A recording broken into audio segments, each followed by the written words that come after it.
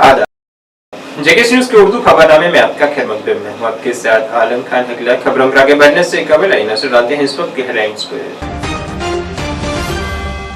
उमर अब्दुल्ला की वज़ीर आला के तौर पर हलफ बर्दारी के लिए SKICC है पूरी तरह से तैयार। कल सुबह 11:30 बजे लेफ्टिनेंट गवर्नर दिलाएंगे हलफ। अखिलेश यादव ने कश्मीर की अवाम को जमहूरियत पर भरोसा करने के लिए पेश की मुबारकबाद। कहा हुकूमत का अगला कदम रियासत की बहाली होना चाहिए।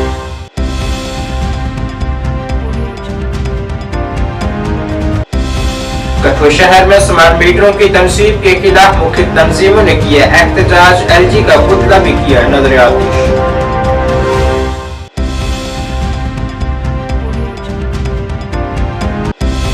और शेख अब्दुल कादिर जलानी रहमतुल्लाह अलैह का तारीखी और पुरवकार उर्स मुबारक पूरे मजहबी जोश व जज्बे के साथ मनाया गया।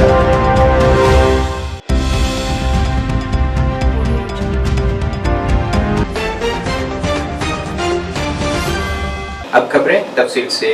जम्मू कश्मीर के वज़ीर आला के तौर पर उमर अब्दुल्ला की कल होने वाली तकरीब हलफ बर्दारी से कबल श्रीनगर में शेर Kashmir international conference centre SKICC के अंदर और अतराफ में सिक्योरिटी के सख्त इंतजाम किए गए हैं। उमर अब्दुल्ला को इनकी वज़राए कौंसिल के साथ कल 16 अक्टूबर को सुबह 11:30 बजे लेफ्टिनेंट गवर्नर मनोज सिन्हा के जरिए ओहदे का हलफ दिलाया जाएगा।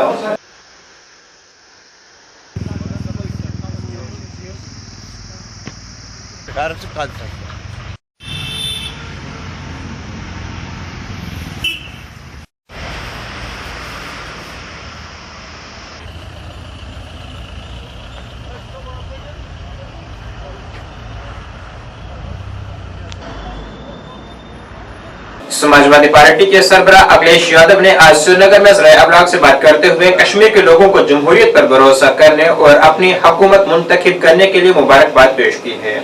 उन्होंने कहा है कि हुकूमत का अगला कदम उन्हें मुकम्मल रियासत का दर्जा देना होना चाहिए। उन्होंने फारूक अब्दुल्ला को उनकी पार्टी की जीत पर मुबारकबाद पेश करते हुए कहा है कि मुझे यकीन है कि वो अपनी जिम्मेदारी को बखूबी निभाएंगे और रियासत को खुशहाली की तरफ ले जाएंगे। मैं सबसे पहले बधाई देना चाहता हूं कश्मीर के लोगों को और जम्मू कश्मीर के लोगों जिन्होंने लोकतंत्र पर भरोसा करके और अपनी सरकार बनाई है। कश्मीर के लोगों को बधाई। संविधान और लोकतंत्र को बचाने के लिए ये कदम आगे बढ़े हैं। उनको पूरा प्रदेश का दर्जा मिले, ये अगला कदम है। और हमें उम्मीद है कि जिस तरीके से यहाँ के लोगों ने मतदान किया है, भविष्य में पूरे दर्जे का भी जो स्टेट का सवाल है वो उनके हिस्से में आएगा।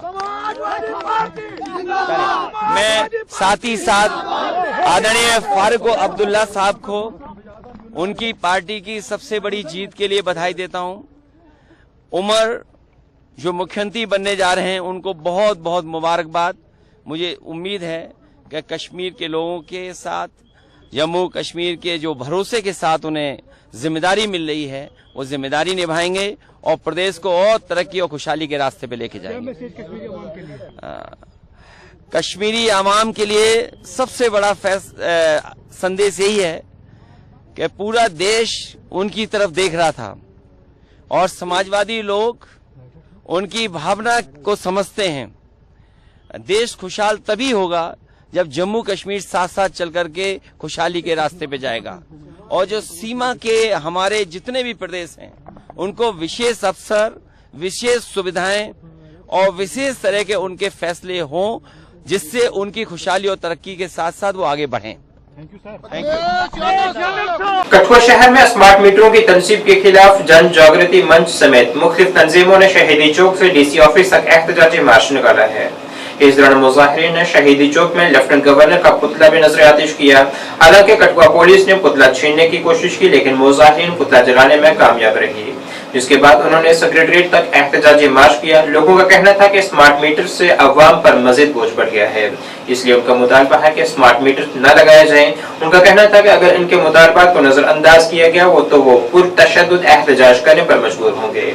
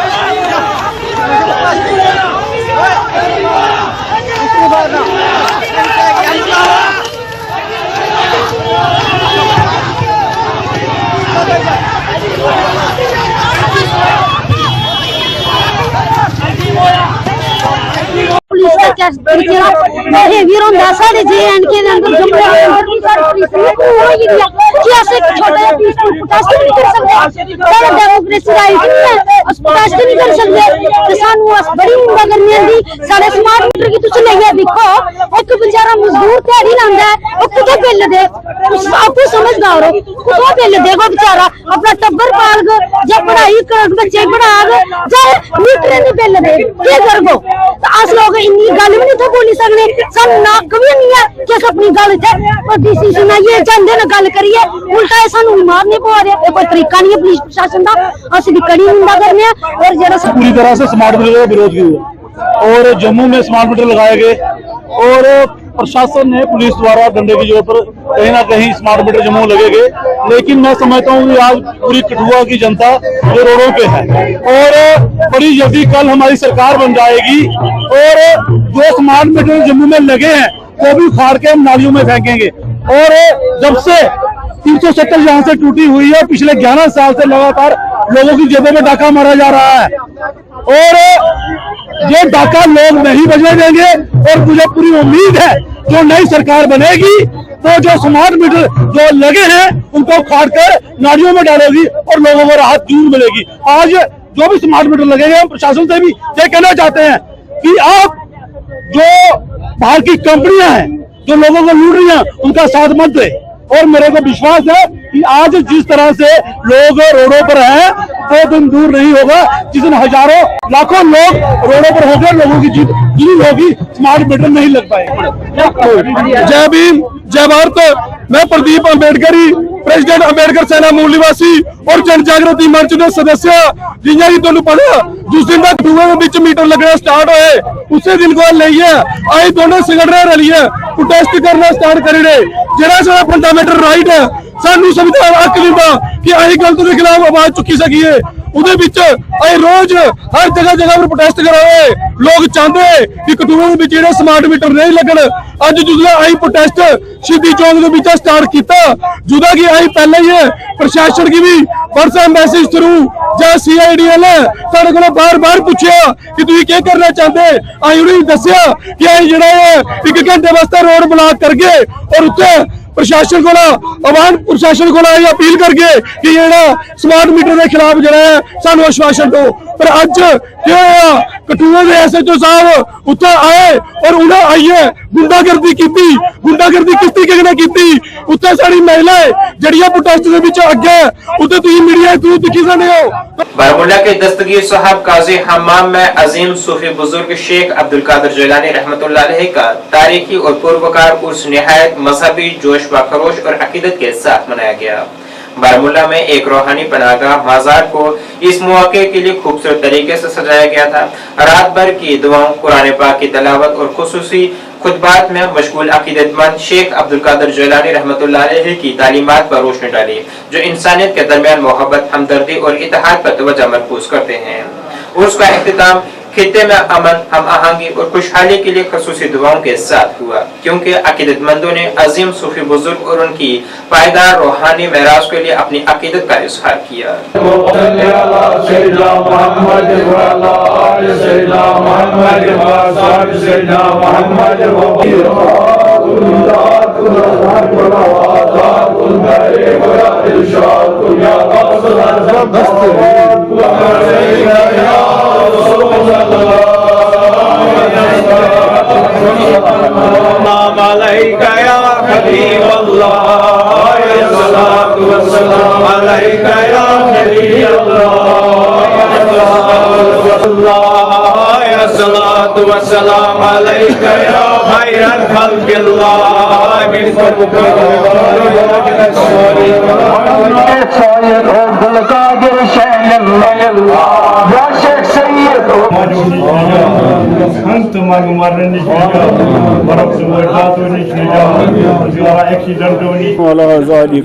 शाहिदीन व शाकिरीन रब्बना तकब्बल मिन्ना इन्नका अंतस समीउल। आज 12वीं रबी सानी तारीख है। दरगाह गौस आज़म शेख सैयद अब्दुल कादिर जिलानी बारामूला में वाक़ा है। इस दरबार पर गौस पाक के 2 तबरुकात है, शान शरीफ और जुबा शरीफ। जिनकी निशानदेही 12 रबी सानी यानी इस दिन नमाज पंजगाना पर कराई जाती है। रात यहाँ 11 दिन रबी सानी से 11वीं रबी सानी तक खत्मातुल बाद नमाज फजर, खत्मातुल मौज़मात, औराद अज़कार की मजलिसें आरास्ता होती है। आज भी इस सिलसिले में ये बड़ा दिन है। यहाँ ज़ायरीन बहुत दूर से आए हैं। इंतज़ामिया कमेटी ने ज़ायरीन के लिए हर एक इंतज़ाम मुहैया रखा था। अल्लाह ताला का लाख लाख शुक्र है, हम इन तबरुकात की ज़ियारत से मुस्तफ़ीद हो गए और अल्लाह ताला हमारे तमाम हाजात इनके वसालत से बरोए काल आए। वसल्लल्लाहु ताला अला खैर खल्क़। वादी कश्मीर के मुख्तलिफ हिस्सों से हजारों अकीदतमंद इस मौके पर इज्तिमाई दुआओं में शिरकत के लिए श्रीनगर के खानियार और सरायबाला में दस्तगीर साहब के मज़ारों पर दिन भर जमा होते रहे।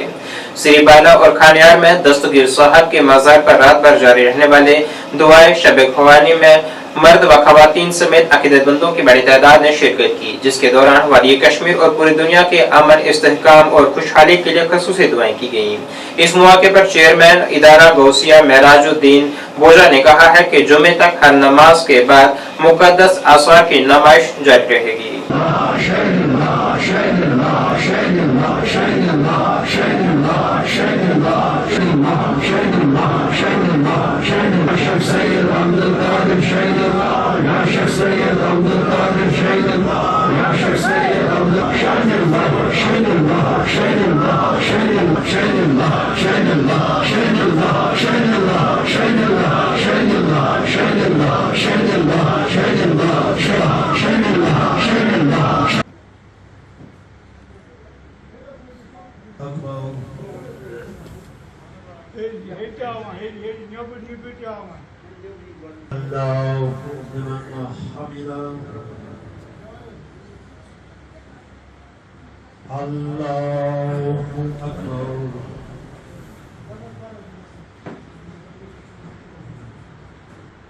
Allahu Akbar.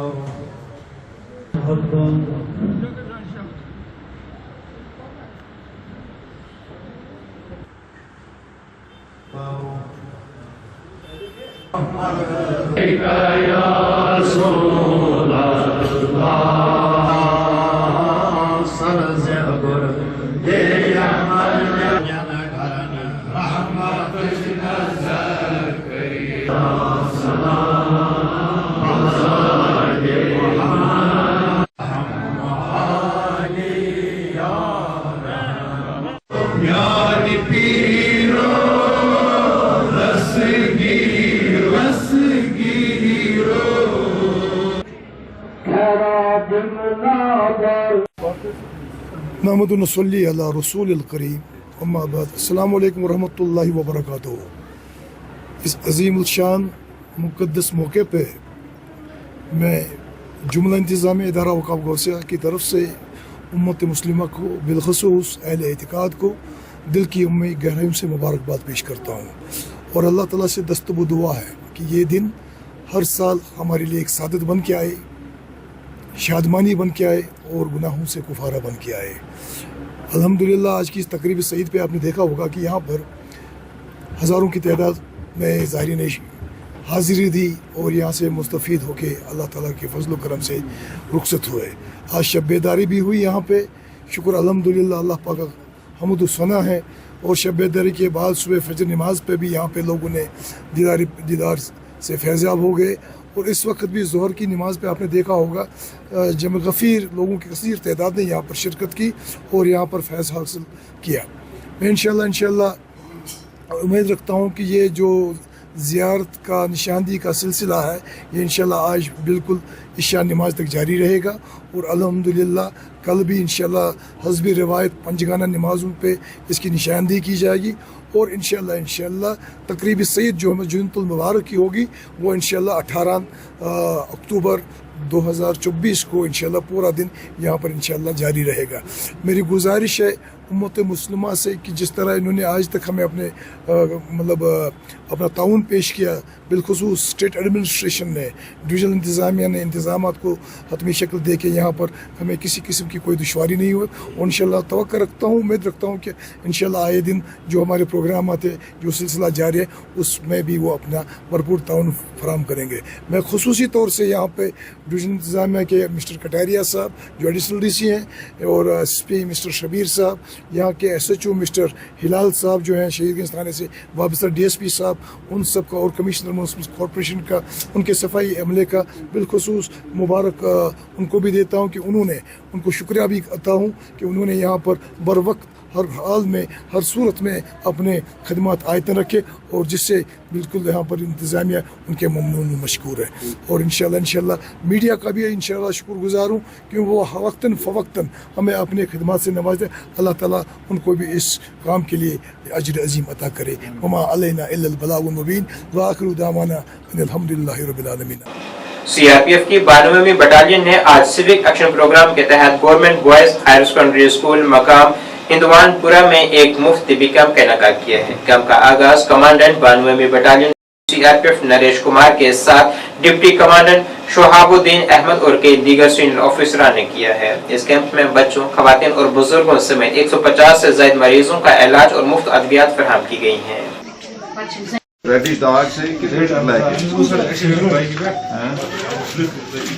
जहाँ तक मेडिकल कैंप का सवाल है, ये हमारा 7वां मेडिकल कैंप है। ये आज हम मुकाम हिंदवानपुरा में आयोजन कर रहे हैं। इससे पहले भी हमने 6 अलग अलग जगह पे जो है अभी तक मेडिकल कैंप इस इलाके में हम कर चुके हैं। और हमारा मेडिकल कैंप लगाने का 2 उद्देश्य हैं। एक तो अपने आप को लोगों से, आम जनता से कनेक्ट करना, और दूसरा जो ज़रूरतमंद लोग हैं जो हॉस्पिटल जा नहीं सकते हैं, तो हम उनके घर तक, उनके द्वार तक जो है जो मेडिकल सुविधाएं वो लेकर के आए हैं।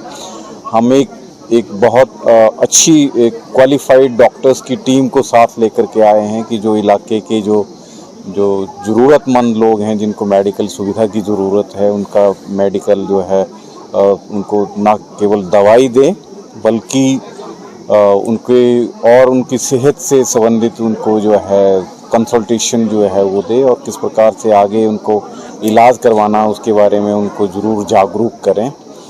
तो यही हमारा है। और ये CRPF सिविक एक्शन प्रोग्राम में तरह तरह के प्रोग्राम करती है। मेडिकल कैंप उनमें से एक है। हम वोकेशनल ट्रेनिंग बच्चों को देते हैं जिससे उनको अपना रोज़गार वो जो है स्थापित कर पाएँ, और बच्चों को स्पोर्ट्स की एक्टिविटीज़ करवाते हैं, अलग अलग टूर्नामेंट करवाते हैं। आज ही आप देखेंगे तो CRPF सोपोर में एक फुटबॉल का टूर्नामेंट करवा रही है बच्चों के लिए, बारामूला में वॉलीबॉल का लड़कियों के लिए टूर्नामेंट। तो सब जगह हमारा कोशिश रहती है CRPF की कि हम ज़्यादा से ज़्यादा लोगों को सेहत के प्रति, स्पोर्ट्स के प्रति जागरूक कर सकें। और जो हमारी प्राइमरी ड्यूटी है कि लोगों में सेंस ऑफ सिक्योरिटी क्रिएट करना, उसमें हम कभी पीछे हटते नहीं। यदि 92 बटालियन के आप जितने भी कैंप, मेडिकल कैंप हैं अभी तक पीछे उठा करके देखें तो हम शहर से इनको दूर लेकर के जा रहे हैं। हमें ये पता है कि जो शहर के आसपास हैं उनको अच्छी मेडिकल की फैसिलिटीज़ हैं, लेकिन जो फार फ्लंग एरियाज़ हैं उनमें सुविधाएं कम होती है। तो इसीलिए हमारी कोशिश रहती है कि हम दूर से दूर जो सुदूर इलाका है उसमें जाकर के जो है मेडिकल कैंप का आयोजन करें। कश्मीर में वादी के जावेद मियादाद के नाम से मशहूर क्रिकेटर नजीर अहमद मीर ने बख्शिया स्टेडियम का दौरा किया, जहां लेजेंड क्रिकेट लीग हो रही है। लोगों के रश को देखकर वादी के तमाम नामवर क्रिकेटर्स की उन्होंने सताइश की है, इसकी उन्होंने हौसला अफजाई भी की है। नजीर अहमद मीर ने कहा है कि ये बहुत अच्छा कदम है कि बैनुल-अक़वामी खिलाड़ी यहाँ आ रहे हैं, क्योंकि इससे सयाहत को भी फरोग मिलेगा। इसके अलावा जो नौजवान मंशियात के आदी हैं वो इससे आजाद होकर खेलों की तरफ बढ़ेंगे।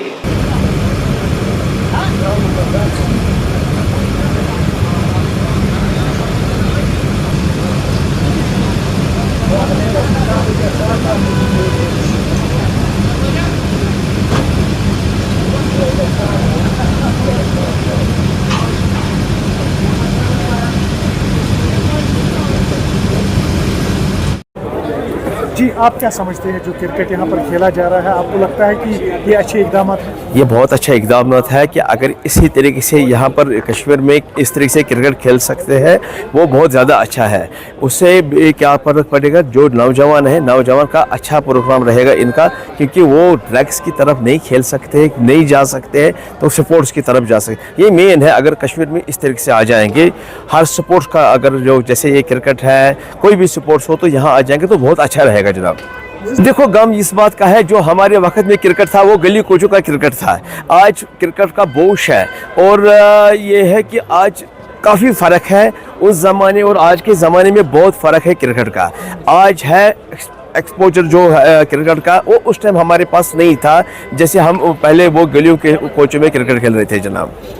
तो इसमें बहुत अच्छा यहाँ पर प्रोसीजर रहेगा, अच्छा बिजनेस रहेगा, टूरिज़्म बढ़ेगा, टूरिज़्म को भी जहन में आ जाएगा। वहाँ कश्मीर में पहली बार इस तरीके से, पहले तो मैच देखे हमने, जब वेस्ट इंडीज़ और ऑस्ट्रेलिया था तब हमने देखा है, लेकिन आज ज़्यादा इसका एक्सपोजर मिला है, तो अच्छा है, लोगों के लिए भी अच्छा है।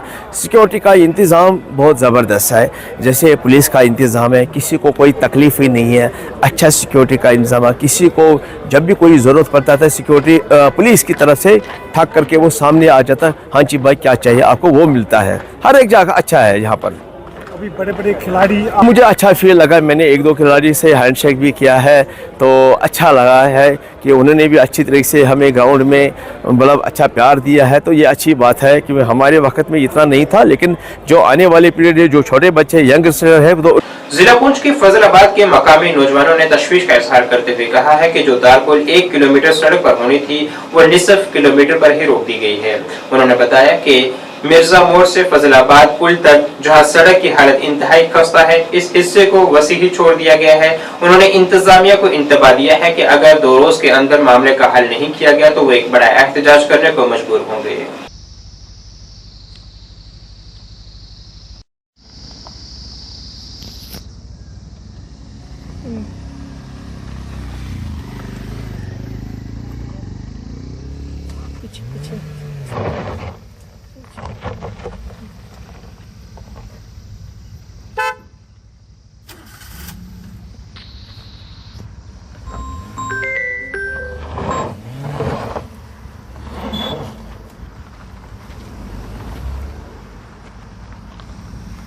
शैतानिर्रजीम बिस्मिल्लाहिर्रहमानिर्रहीम। मेरा नाम ज़ुमरत हुसैन मिर्ज़ा है, मैं फजलाबाद का रहने वाला हूँ। मैं एडमिनिस्ट्रेशन से, डिपार्टमेंट से एक रिक्वेस्ट करता हूँ कि अगर आपने ये रोड का काम जो है पुरअमन एक जोश जज्बे के साथ आपने शुरू किया, जहाँ तक आपने एक आश्वासन हमारे को दिया कि हम 1 किलोमीटर तक ये रोड का काम जो है आपको पूरा करके देंगे, लेकिन कुछ ठेकेदारों ने हमारे साथ जो है इंसाफ नहीं किया है। उसने हमारे को झूठा लालच दे के, और हमने यूथ ने पूरा उसका सपोर्ट किया है। आपने खुद देखा होगा कि हमने साथ में रह के पूरी रात को और पूरी दिन को गाड़ियां बंद करके फजलाबाद की पूरी पुरअमन आवाम को नाराज करके हमने उनसे हाथ पांव जोड़ के रिक्वेस्ट की है कि आप रुकें और हमारा ये ब्लैक टॉप का रोड को जो है ठीक तरीके से काम होने दें। साहब, आपका बहुत बहुत शुक्रिया। आपको हमने कॉल की तो आपका यहाँ आने का एक मकसद ये था हमारा आपसे बात करने का। आपको पता होगा, आपने पहले भी यहाँ कवरिंग की के 2-3 दिन पहले ब्लैक टैपिंग हो रही थी, तो वो टेंडर था हमारा 30 लाख का। उसके बाद थोड़ा सा गड़बड़ा हुआ, फिर एक्सिन साहब आए तो उन्होंने हमें आश्वासन दिया कि ये जो अपना डारिया से लेके मिर्जा मोड़ तक पूरी टेंडरिंग था 30 लाख का। लेकिन हुआ ये कि हमने 2 दिन उनके साथ रहे, काम किया, अच्छा काम किया, डिपार्टमेंट ने भी हमारे साथ कोऑपरेट किया। लेकिन जब 700 मीटर तक हुआ तो वो अपने एक्शन साहब कहते हैं कि जी पैसा जो है वो खत्म हो गया। लेकिन अब हमारा यहाँ का आज प्रेस कॉन्फ्रेंस करने का ये मकसद था कि सबसे बड़ी दिक्कत जो थी, ये आप यहाँ से वीडियो बना के भी देख सकते हैं, मिर्जा मोड़ 0 से लेके यहाँ ब्रिज तक जो गाड़ियों की बहुत बुरी हालत थी, और यहाँ से स्कूल की गाड़ियां आती है, एक्सीडेंट होने का बहुत बड़ा खतरा था। वो पोर्शन उन्होंने गवर्नमेंट ने वैसे का वैसा छोड़ दिया। हम कल एसडीएम से भी मिले, एक्शन साहब से फोन किया, एससी साहब से भी बात की, लेकिन उनने यही जवाब दिया कि अभी हमारे पास फंड नहीं है। और बड़ी बदकिस्मती की बात है कि काम जो ठेकेदार ने किया उसके लिए तो मैं कहता हूं कि अच्छा काम किया। तो इस रोड की इतनी खस्ता हालत है कि जितनी लुक पड़ी ठेकेदार ने अच्छी डाली, और हमें यह उम्मीद थी क्योंकि एक्शन साहब ने मीडिया के सामने भी और हम सब उस चीज के गवाह हैं कि कहा कि यहाँ से लेके ये मिर्जा मोड़ तक ये लुक पड़ेगी। और पिछले दिनों हमारा एक नौजवान बच्चा जो कि रोड की खस्ता हालत, इतनी खस्ता हालत है कि उस बेचारे की यहाँ गाड़ी का जो बैलेंस पूरा ना हो सका तो उस बेचारे की डेथ भी हो गई। ऐसे मामलात हैं। हम ये सोच रहे थे कि यहाँ अब लुक पड़ जाएगी तो उसके बाद हम इसकी लोगों, ये गरीब लोग हैं हमारे, इनकी कंपनसेशन के मामले थे, हमारे स्कूलों के मामले या किसी और दूसरे स्टेप पे हम जाएंगे। लेकिन बड़ी बदकिस्मती की बात है कि ये लुक भी कंप्लीट ना हो पाई। इसलिए मैं डिस्ट्रिक्ट इंतजामिया, LG इंतजामिया और तहसील एडमिनिस्ट्रेशन से ये पुरजोर गुजारिश अपनी और अपनी तमाम पब्लिक की तरफ से करता हूं कि जितना जल्दी हो सके तो ये जो 300 मीटर का ये रहता है इसको भी पूरा किया जाए। अगर नहीं तो जैसे हमारे मनाज साहब ने कहा है तो हमें सड़कों पे उतरने के लिए मजबूर कर रहे हैं, तो 2 दिन के बाद हम ये सोच रहे हैं कि इंशाल्लाह ताला हम सड़कों पे आएंगे। Jammu Kashmir all alliance democratic party के सरबराह राकिबुर रशीद ने आज कहा है कि नेशनल कॉन्फ्रेंस कांग्रेस इत्तेहाद जिसकी क़यादत उमर अब्दुल्ला करेंगे उसे यहाँ चलाना आसान नहीं होगा क्योंकि उनके पास इख्तियारात नहीं है। उन्होंने कहा है कि तमाम इख्तियारात लेफ्टिनेंट गवर्नर और मरकज के पास हैं। उन्होंने कहा है कि ये देखना बहुत दिलचस्प होगा कि उमर अब्दुल्ला अपने उन वादों को कैसा पूरा करेंगे जो उन्होंने इंतखाबात से पहले लोगों के साथ किए थे।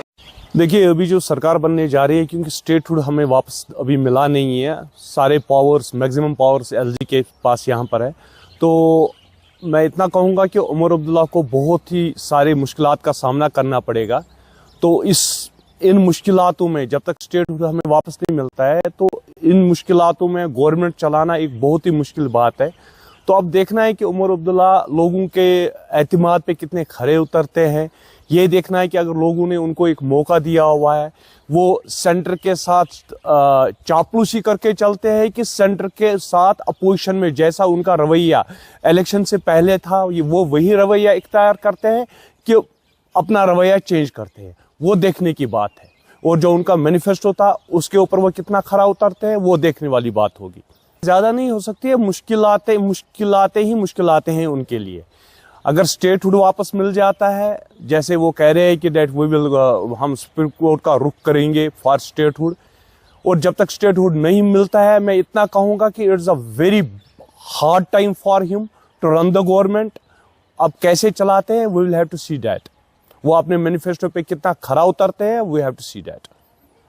एक बड़ी तकरीब लीडर वाट ट्रायल रन सीजन 2 2024 आज यहाँ औरू वैली में इख्तिताम पज़ीर हुआ है, जिसमें मुल्क भर के 300 से ज़ायद खिलाड़ियों ने इस मेगा इवेंट में हिस्सा लिया है। इस मौके पर मेहमान ख़ुसूसी director Jawahar institute of mountaineering and adventure sports और PDA के CEO थे, जिन्होंने जीतने वालों में इनामात तकसीम किए हैं। इस इवेंट को कामयाब बनाने के लिए मकामी लोगों ने भी बड़ी तादाद में शिरकत की है।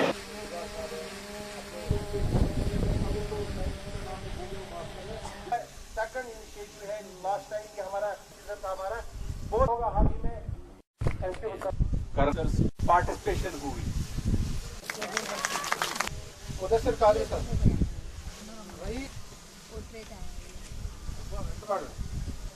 को बताऊं कि ये लास्ट ईयर हमने एक शुरुआत की थी लिदरवा ट्रेल रन के नाम से। हमने एक टाइटल दिया है इस रन को, जो हम हर सालाना इसको मनाना चाहते हैं, सेलिब्रेट करना चाहते हैं। ये Jawahar institute of mountaineering and winter sports, आप जानते हैं कि उसका एक मैंडेट रहता है कि यहाँ के लोकल यूथ के साथ साथ मुल्क की सतह पे यूथ को इनकरेज करना, उनमें एंथुसियाज्म जो है एडवेंचर के हवाले से वो भरपूर उसमें कोशिश करते हैं। और आप जानते हैं कि हमारा पोटेंशियल जो है, पहलगाम की बात अगर करें, आड़ू की अगर बात करें, तो एडवेंचर के हवाले से हमारा अनगिनत पोटेंशियल है। उसी को उभारने के लिए यहाँ Jawahar institute of mountaineering and winter sports, Pahalgam development authority, local administration, यहाँ के लोकल्स ना अपने आप में एक बड़ी शक्तिशाली बात है। तो इस शक्तिशाली बात को जो इनकरेज करने के लिए जो आज हमने कोशिश की, ये कोशिश हम नेशनल और इंटरनेशनल सतह पे इसको हम बढ़ाना चाहते हैं। क्यों?